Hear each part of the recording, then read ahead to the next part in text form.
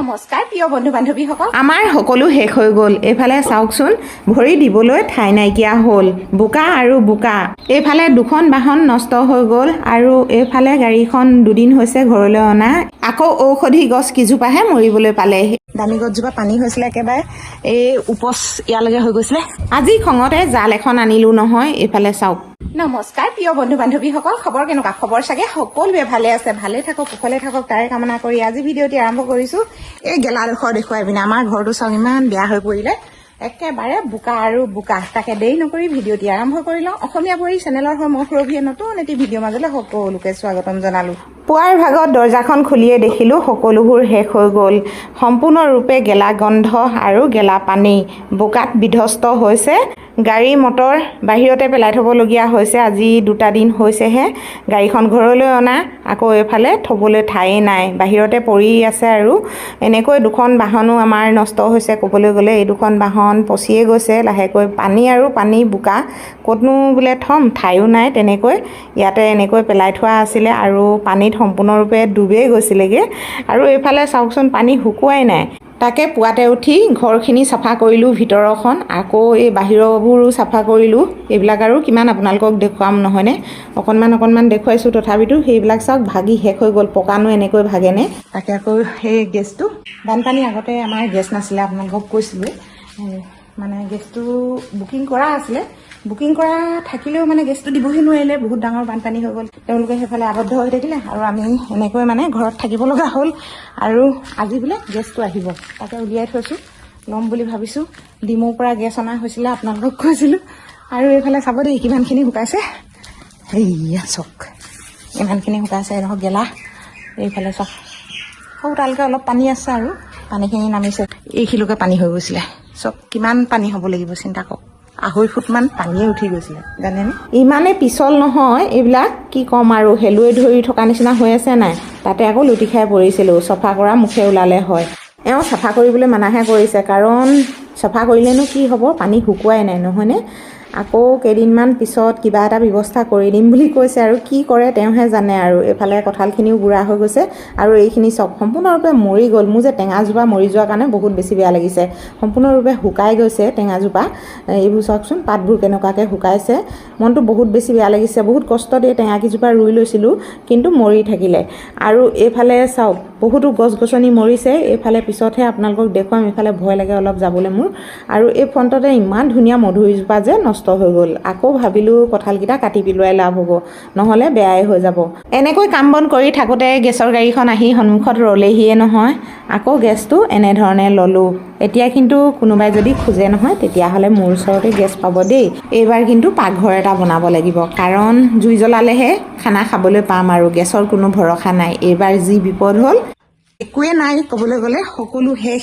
এইফালে চাওক, এইখিনিও মৰিলে, এফালেও মৰিলে, এই ছাইডটোও মৰি গ'ল। আৰু এইখিনি পানী শুকুৱাই নাই আকৌ। এইফালে চাওক, তালৈকে পানী আছে। আৰু গছখিনি আধা মৰা আধা জীয়া হৈ আছে। তাকে মৰিলেও মৰক আৰু কিনো কৰিম নহয়নে? মানুহ দুয়োটা মানে ঠিকে আছোঁ। মোৰ প্ৰেছাৰ বাঢ়িছিলে, ভাল পালোঁ। আকৌ এইফালে এতিয়া আমি টাউনলৈ যাওঁ অকণমান। বজাৰ সমাৰ নাই, কিছুমান লৈ আহোঁ। আকৌ শিৱসাগৰ টাউনখন দেখাই নাই, পানীত ডুব যাবৰ পৰা আজিহে ওলাইছোঁ, এসপ্তাহ পিছত ন। ইয়াতে আছিলে মোৰ দামী গছজোপা, সেইজোপা চাওকচোন কেনেকুৱা ধৰণৰকৈ মানে থাকি গ'ল ভগৱানৰ কৃপাত। দামী গছজোপা পানী হৈছিলে একেবাৰে, এই উপচ ইয়ালৈকে হৈ গৈছিলে, কিন্তু নমৰিলে, বাচি গ'ল। তাৰ কাষতে এইজোপা মৰিলে, বাহক তিতা গছ আছিলে, তাকে মৰিলে। এইবোৰ জলকীয়া পুলি সকলোবোৰ মৰি শেষ হৈ গ'ল, কিন্তু কেইজোপামান গছ বাচিলে। নেফাফু গছজোপা মৰি গ'ল। মৰিলে নি? আছে। এইজোপা পুৰৈ শাক ইমান ধুনীয়া হৈছিলে, তাকে পানীত মৰি থাকিব বুলি ভাবিছিলোঁ, কিন্তু মৰা নাই। ঈশ্বৰ বাচিলে হয় আৰু খাবলৈ পাম। আৰু এইজোপা চব মৰি থাকিলে। কেইবাজোপাও ঔষধি গছ ৰুই থৈছিলোঁ, সকলোবোৰ মৰি শেষ। ঔষধি গছ কেইজোপা মৰাৰ কাৰণে অকণমান মোৰ বহুত বেছি দুখ লাগিছে। Public toilet. এনেকৈ সকলোবোৰ দেখুৱাই আপোনালোকক এতিয়া পালোহি আমি দৰিকা পাৰ। আৰু দৰিকা নৈৰ ওচৰত মানে এনেকুৱা ধৰণৰকৈ মানুহৰ জাম লাগে। যিকোনো ৰিলিফৰ গাড়ী আহিলে থপি এনেকুৱা ধৰণৰ হয়। ৰিলিফ দিবলৈ আহিলেও বিপদ বোলে, নিদিলেও বিপদ। আৰু মই যিদিনাখনি সাহায্য প্ৰদান কৰিছিলোঁ বন্ধুসকল, এনেকুৱাই মানে থপিয়া থপি কৰিলে নহয়, মানুহ দুটা আমি ছাইড হৈ দিবলগীয়া হ'ল, গাড়ী ভাঙি দিওঁ যেন কৰিছে। এনেকুৱাখিনি কৰিব নালাগে, কাৰণ সকলোৱে ভগাই খোৱাটো মেইন কথা নহয়নে। যিসকলে পাইছে সেইসকলৰ মোনা ভৰিছে, আৰু যিসকলে পোৱা নাই তেওঁলোকে লঘণত আছে। আজিৰ পৰা যদি আপোনালোকে আহিম বুলি ভাবিছে আমাৰ শিৱসাগৰলৈ বা অন্য ঠাইলৈ, আপোনালোকে খুব সাৱধানে আহিব, কাৰণ আপোনালোকে দেখিছেই কেনেকুৱা হেতাও পৰা লাগিছে। বহুতো নিউজত ভাইৰেল হৈছে বা এনেকৈ ভিডিঅ'টো সকলোৱে জনাইছে। হয় দিয়ক, মই মোৰ নিজৰ ক্ষেত্ৰতে পালোঁ, কিন্তু মই ভিডিঅ' নকৰিলোঁ, কাৰণ মই ভিডিঅ' সেইখিনি দেখুৱাবলৈ মানে মোৰ মন নগ'ল। পানী আমাৰ তাত সোমোৱা নাই। লাগ মানে আমাৰ মালিকে ঘৰত সোমোৱা নাই, আমাৰ ঘৰত সোমোৱা নাই।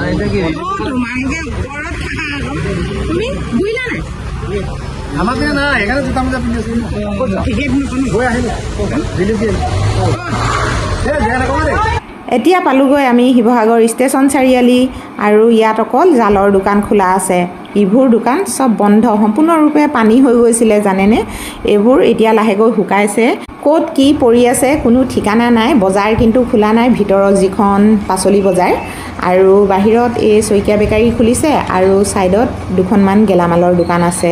এনেকৈ বেকাৰীত সোমাই আমি অলপ ব্ৰেড ল'লোঁ, আৰু বেছি একো কিবাকিবি লোৱা নাই। আৰু দুটামান বজাৰ আছে আমাৰ খোৱাৰ খাদ্য, কাৰণ শাওণ মাহ আপোনালোকে জানে আমাৰ ঘৰত মাছ মাংস নচলে, আৰু এতিয়া আমাৰ ইয়াত মাছ মাংস পাবলৈও নাই। খঙতে আজি জাল এখন কিনিলোঁ নহয়, কিয় জানেনে, আমাৰ ৰিঅ'ৰ কাৰণে মাছ ধৰিবলৈ। এনেকুৱাই হৈ পৰিলে নহয়, কুকুৰটো মাছ নহ'লে ভাত নাখায়। আকৌ আমাৰ ইয়াত আৰু ক'ত এতিয়া মাছ মাংসৰ বজাৰ বহিব, তাৰ কাৰণে সেই গতিকেলৈ আজি জালখন কিনিলোঁ। জালখন পেলাই থ'লে যেনে হ'লেও দুটা এটা লাগিব, বইল কৰি দিলে ভাতকেইটা খাব পাৰিব। পশু পক্ষীৰ যে আমাৰ ইয়াত ইমান কষ্ট হৈছে, যদি কোনোবাই পাৰে ঘাঁহ অলপ দান কৰিলে বেছি ভাল হয়, কাৰণ আমাৰ ইয়াত ঘাঁহ চাহ একোৱেই নাই, সম্পূৰ্ণৰূপে শূন্য হৈ আছে। মানুহক ৰিলিফ দিয়াতকৈ জীৱ জন্তুক ৰিলিফ দিলে বহুত বেছি আশীৰ্বাদ পাব আপোনালোকে। এতিয়া পালোহি ঘৰ, কিন্তু আজি বহুত সময় হৈ গ'ল, মই ভাত পানী একো খোৱা নাই, আৰু এনেকৈ পানী দিয়া ভাত খাবলৈ লৈছোঁ, মাত্ৰ বেঙেনা আৰু আলু পিটিকা দি। দাইল এইখিনি আছিলে, তাতে আকৌ গোন্ধ হৈ গ'ল। ইমানকে দেখুৱাই ভিডিঅ'টি সামৰিছোঁ, ধন্যবাদ।